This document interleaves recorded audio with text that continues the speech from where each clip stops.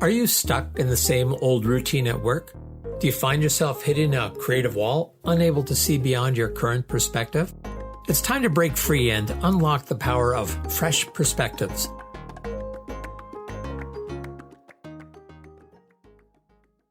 Hello, so this is David Gouthro back once again with Discover Fresh Perspectives. And today I have the pleasure of having a conversation with a longtime friend and colleague, Palmo Carpino. And Palmo, I first knew as just basically as someone who does some pretty incredible marketing and graphics and all kinds of fun things like that. But he said, I'd kind of like to talk about blood donations and different aspects of that. So let's get into that. And Palmo, so welcome. The first thing I have to say, people won't see this, but I see in the background, there's a certificate that looks like honored to recognize 1,100 donations. So why don't you tell me a little bit about your why you chose to talk about blood donations and just how you got into this and what specific approach you'd like to chat about. Thanks, David. Thank you for having me here. And a couple of clarifications. That certificate is an old certificate. This past, I've been a regular donor for a little over 35 years, and started off with donating whole blood, as most people do. And it happened strictly because someone asked me to donate, and that's something that I always like to bring up and bring light to, because it wasn't a big national campaign, it wasn't billboards or flyers or anything like that. It was one person, a colleague of my wife. And she said, I'm going to go donate blood. Do you want to see, do you want to come along? And I did. And I said, well, I can do that. And then, after a couple of years, I guess, of donating a whole blood, back then, you could only do it about 4 times a year, because it was about every three months. Now it's a little bit shorter. And while I was donating whole blood, a friend of mine who was also there at the clinic says, "Hey, did you ever think about donating plasma?" And I said, "What's that?" He says, "Why don't you come and see?" And then same thing. I went and took a look, and the donating process is a little bit different, but similar enough that I could say, well, I could do that. And I did. Again, the same thing, just a simple invitation. Sorry, Palmo, how long ago? When is the first time you gave blood, and when is the first time you gave plasma? It was shortly after I got married, so that was again a little over 35 years ago, and again started donating whole blood. Did that for a couple of years. And then started with the plasma. With plasma, because the body can regenerate what it's missing every 6 days. Oh. I go weekly. Every Wednesday I go and I donate, because for 2 reasons. One, because it's important, and 2, because it's easy. I mean, who finds something that's really hard to do and does it over and over again? So this past Wednesday was, well, let's see, we start off with 19 donations, and then you have to add 100 to that, and then you have to add another 100 to that, and then you have to add 1,000 to that. So this past Wednesday was my 1,219th donation. Now, let me be very clear about this. When I share that number with people, not to bring attention to myself, but to the cause, and to say, look how easy it is. I mean, if it was hard, I wouldn't I probably wouldn't have done it more than once or twice. But because the process is easy, and I also happen to think it's important, I just make it part of my regular schedule. And every week I go in and donate, and it's just part of that schedule. Well, I'm just doing a little math here, and it seems to me if it was, even just take a round number of 1,000 whole blood donations, that would take 250 years.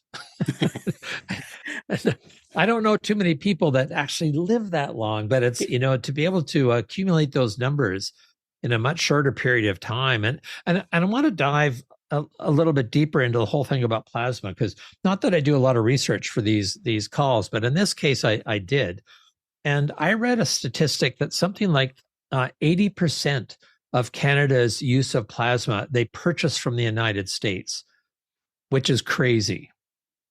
It is, and that's why you will always see Canadian Blood Services, having their presence either on the radio or on television, whatever media they can, to ask for the donations, because it's something that's always required. With Canadian Blood Services, and again, I'm not a spokesman for them. I cannot speak for any clinics that there are some private clinics that collect it and such. Again, I have no experience with them. But what I do know with Canadian Blood Services is that with the donations, I know that donation is harvested from me, and it's going to be going to a live patient somewhere in Canada. Now, that being said, if there's anything that with any of the donations, with their screening that they do, and by the way, I go through the exact same screening every single week. Wow. As someone who comes in for the very first time, because it's that critical. And but the product can be used for to create additional sub products, if you will. So I mean, it's all the donations are utilized either directly for transplant into an individual, or to create some additional for additional uses. Now, so you talked about each time you have to go through the same screening process. So I'm pretty familiar with that because I give blood on a regular basis, like every 2 months, pretty much. Again, because someone asked me to. The first time was actually when I was in high school, and I had to get my parents' permission to give blood. And at the time, I was on the high school football team, and I remember a coach saying, "Just because you gave blood, don't think you're getting out of practice."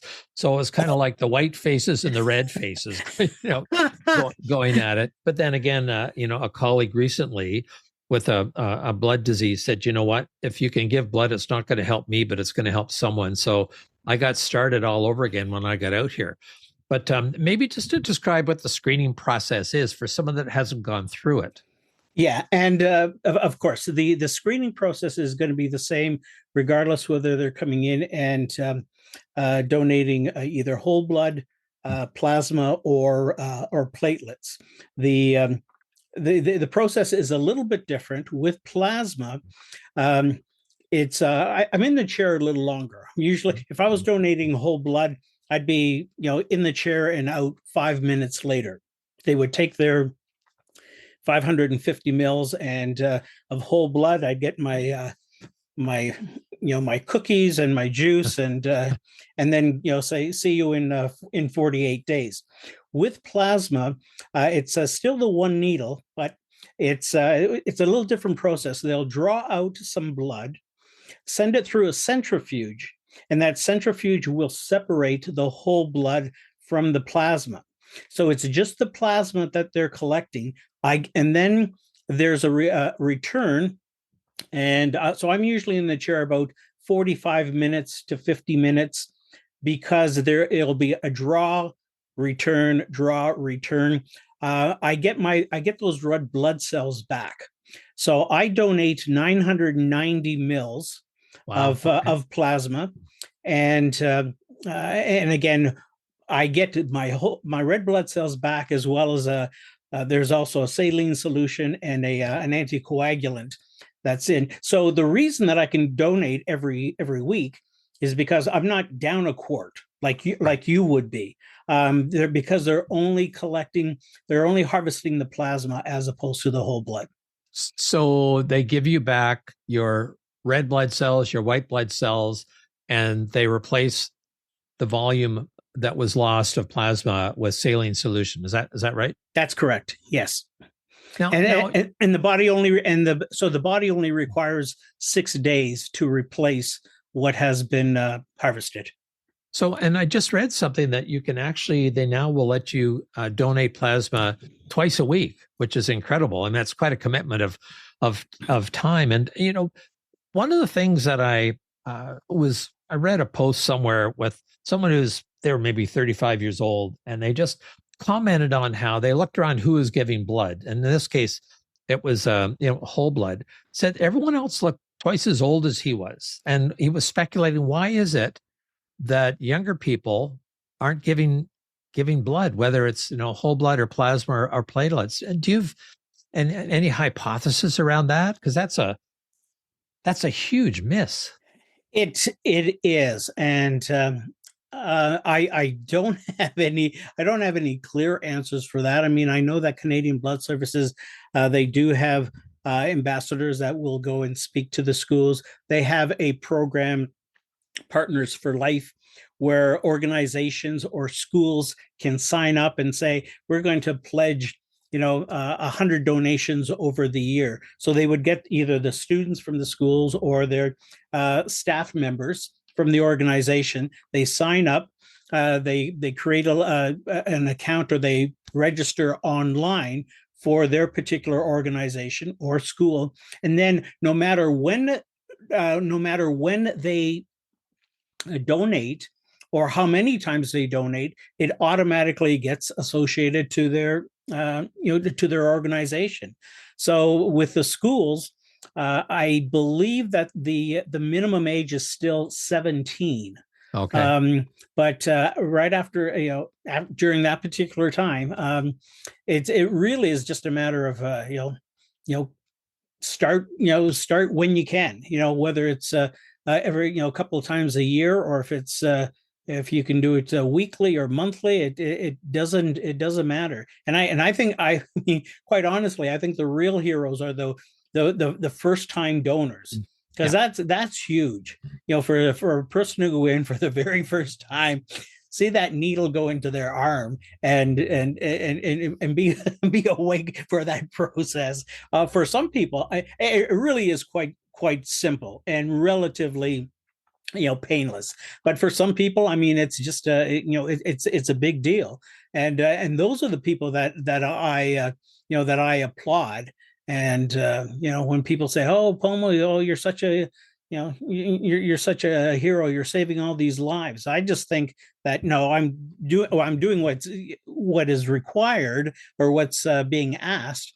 But it's not difficult. It's not difficult at all. And again, back to the original, the screening process, it's they'll come in, and now it's again a little more streamlined than it was when I first started donating.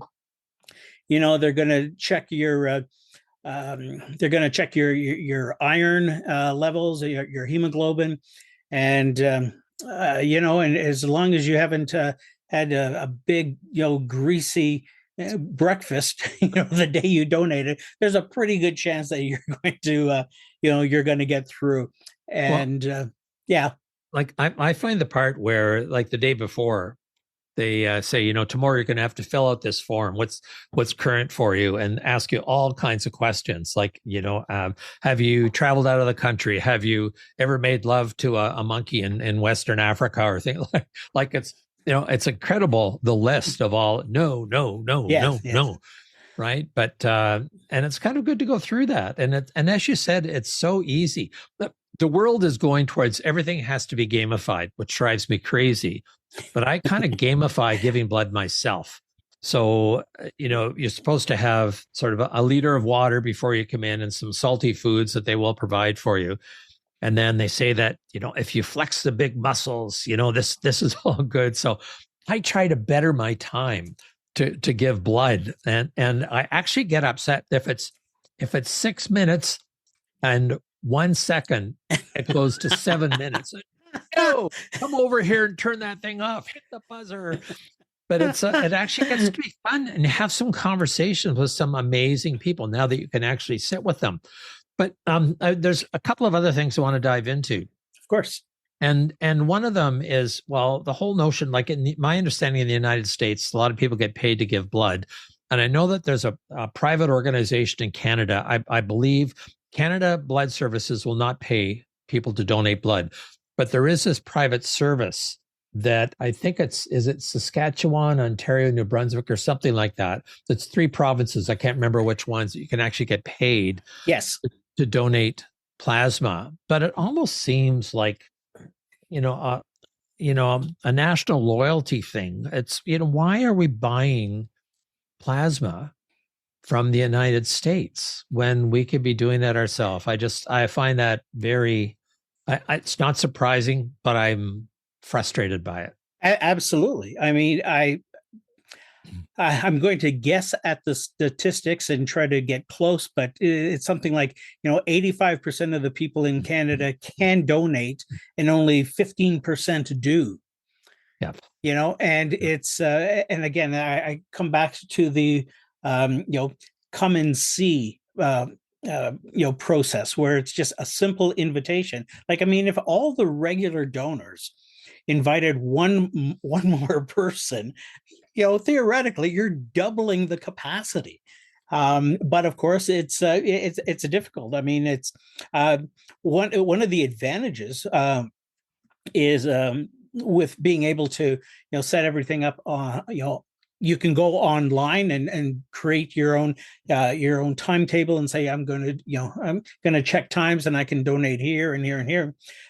With plasma, every every April I get on the phone to 188 to donate, and I book 1 year in advance. Wow.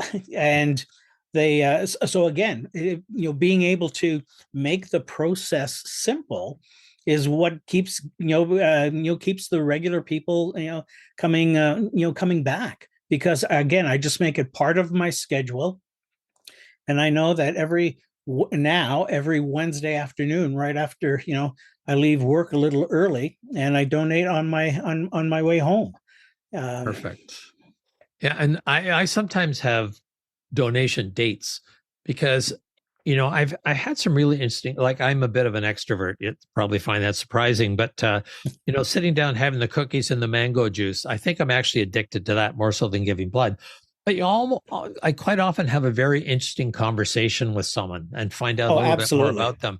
Yeah. And then we book, like, the next time that we can do it, let's get back together at the same time. And it's really kind of cool to do that, because you're building these relationships and these bonds, and at the same time you're doing good for someone else, which is so incredible.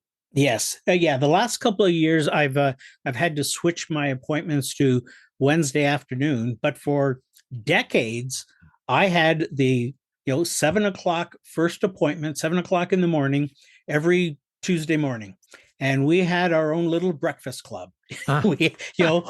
And I got to tell you, I mean, those the regular donors that they want that time, and when it was when we did it in the morning, again, we sort of hung around a little bit after everyone was finished donating. I mean, usually within maybe 5 or 10 minutes of each other. Sometimes we'd go for breakfast after the donation. There'd be 5 or 6 of us that'll go out for breakfast, and yes, you've got that camaraderie, and you'll also start to notice, or at least this is something that I had observed, when people ask, what type of people, donate? Well, yeah, there are the people who say, well, I'll do it once, just because I can. And you have others that will, they'll donate because it's It's part of who they who they are. Um, you'll find a number of my good friends that I've made over the years who are regular donors. Some of the things we have in common is that we're usually donating our time in other places as well. Mm. And it's again just something that is part and parcel of donors. But that being said, again, people who are donating, once in their life or a couple of times a year, they're making a difference. They're absolutely making a difference, and that's one thing that is just stressed over and over again. um, just start and one, see how easy it is. Two, acknowledge what a big difference you're making. And and like I said, if you want to gamify it, I mean, I don't do it for the for the numbers, but after 1,200 donations, if they want to retroactively give me air miles, you know, I'm all for it. But no, none of the regular donors. It's not about the numbers. Well, I find there's some community benefits from this as well, because I have a local bar that it's a restaurant, it's attached to a golf club. It's called The Orchard here in West Vancouver. And I love going in and saying, I just gave blood today. If you give me a beer, you can watch to see what difference it makes. And see if you can be an observer of this. In fact, take out your phone and watch to see what happens. Another benefit is they say don't do any heavy lifting for a day. So, if there's lots of stuff to do at home, it's like, sorry, can't today. It's a rule. It's not my rules. I mean, a doctor or a nurse, a medical professional has told me to cut back. Sorry, I can't do the vacuuming. No, too much. I got to limit that motion. Now, I don't know anything about this, and you may, but the difference between, you've talked about the difference between donating whole blood and plasma. How about platelets? Do you know anything about that? Yeah, I've donated a couple of times. With platelets, there is typically. Let me go back one step. With plasma, it's harvested and then it gets frozen. It can be frozen up to a year. It never is, because the demand is always there. Which is one of the reasons you can't eat like a lot of greasy food, because when they freeze it and then they thaw it, it becomes if it's lipemic, it's just gunky, and it doesn't work. With platelets, typically there is someone in the hospital waiting for that, waiting for that donation. So again, the screening is very similar, but there are because they're having to actually match it to a donor. There's there's a little bit more that goes into that. Now, with that process, it's similar to plasma in the sense that there is a draw, and then a separation of the product, and then again it's brought. You're getting your red blood cells back, but with that process, it's typically you're going to be in there. I mean, there are some people that are in there for like an hour and a half in the chair. Wow. So again, it's a similar process where they're only requiring a certain part of the blood that's being drawn. But again, the machines are a little differently are different, and again, the process is a little more specific. But again, if it's coming out of you, it's going into somebody within a few hours or within a day or so. But it's again a similar and with that, you can donate every 2 weeks. Okay. Again, just because of the process and what's being separated and such. And so again, that's again a little bit more specific as well. But you'll have regular donors that again every 2 weeks you see them in there, month after month, and because because there is definitely someone waiting for that, waiting for that product. Again, there's the need is it's all over the place. It really is. But we're fortunate that in Alberta, Calgary, the primary clinic, the permanent clinic here in Calgary is one of the leaders in Okay. across Canada as far as number of regular donors and donations that are collected. Bear in mind that with plasma and platelets, you're not going to find that at a mobile at a mobile clinic. It has to be done at in one of their offices where, again, the equipment is it is permanently set up for that. So proximity becomes a factor, just like fitness clubs. Closer you are, the more likely you are to use it or not. But one of the things that I think about in terms of the possibility, there's so many things going on in the world that we can do nothing about, like war in Ukraine, what's going on in Israel and Gaza Strip and things like that.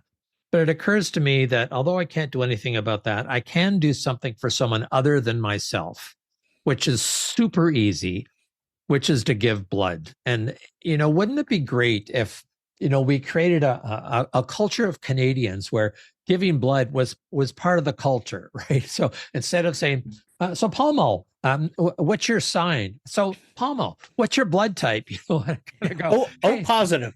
And I'm O negative. But nevertheless, even though we're different, we can get along, right?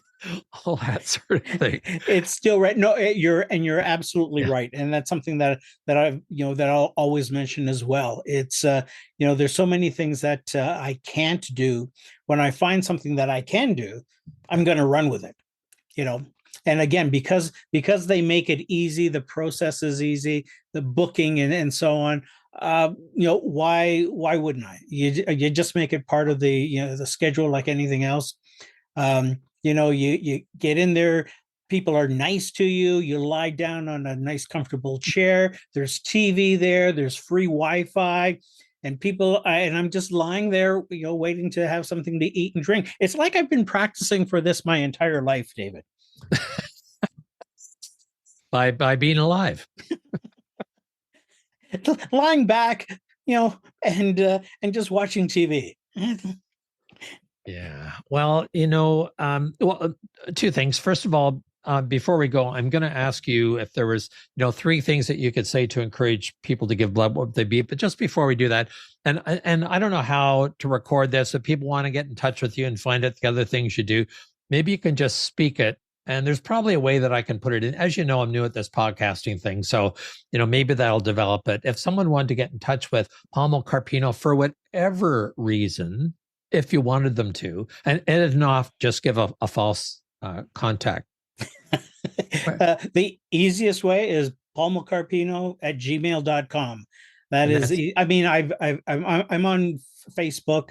I know I got a couple of other social media accounts, but I very rarely am on it. But if you just, palmocarpino@gmail.com, I would, always make myself, available to anyone who has questions or has an interest. And I'm easy to find.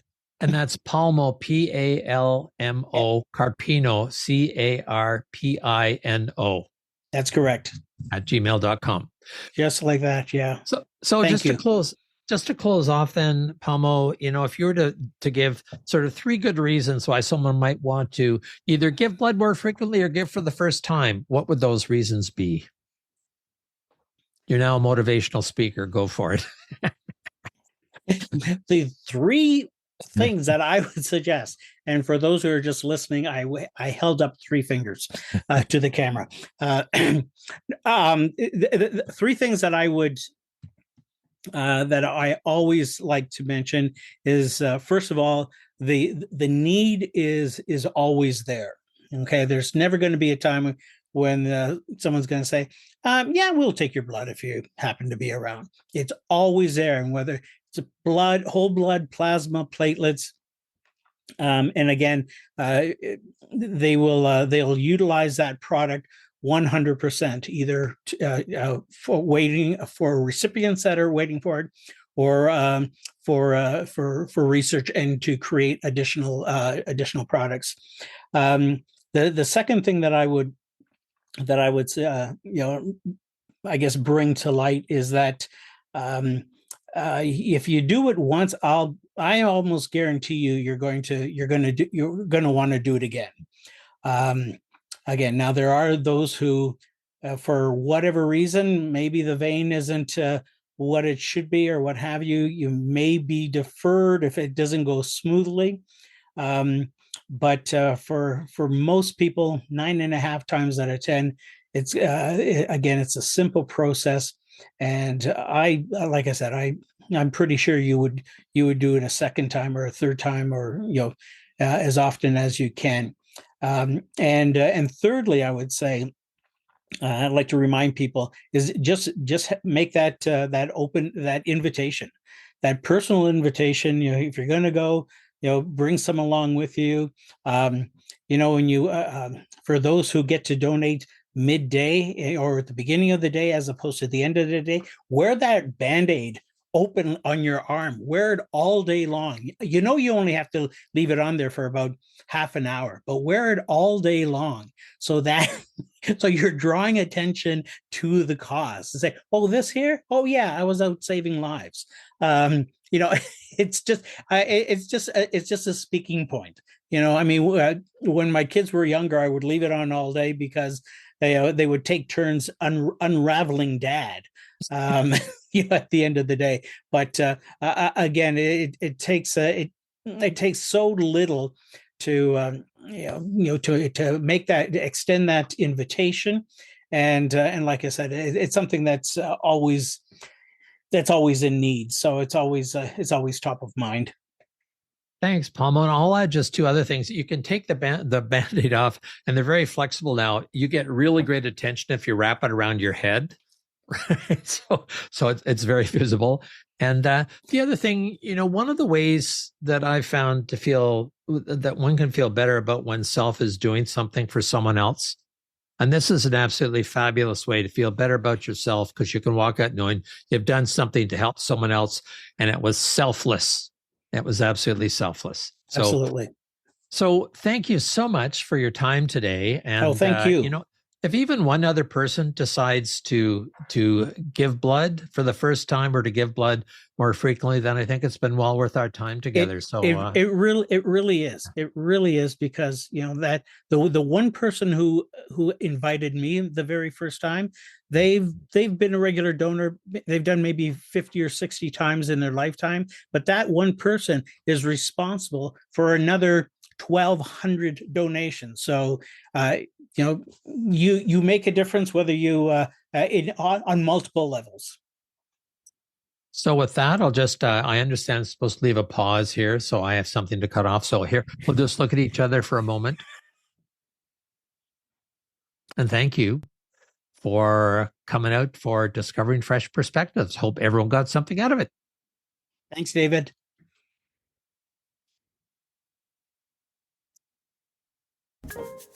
Subscribe now, because on Fresh Perspectives, every episode is an opportunity to explore new horizons and redefine what's achievable.